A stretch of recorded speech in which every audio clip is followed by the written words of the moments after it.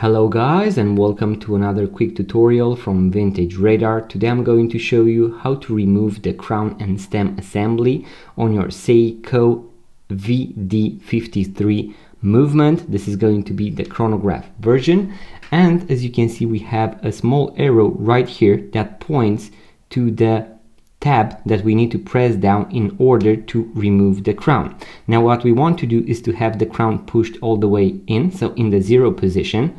With one of my tips I'm going to push this tab right down, and now I'm going to remove the watch crown with my other thumb. So that is how you remove it, as I mentioned, in the 0 position. And then in order to put it back in, we do not need to push down the tab, so all we need to do is to push the crown all the way back in.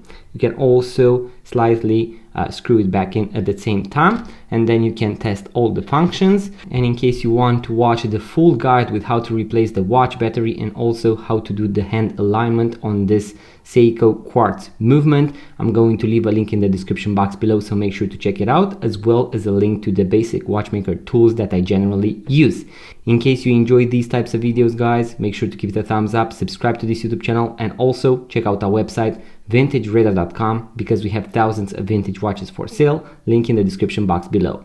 Thank you guys for watching. I'm going to see you on the next video.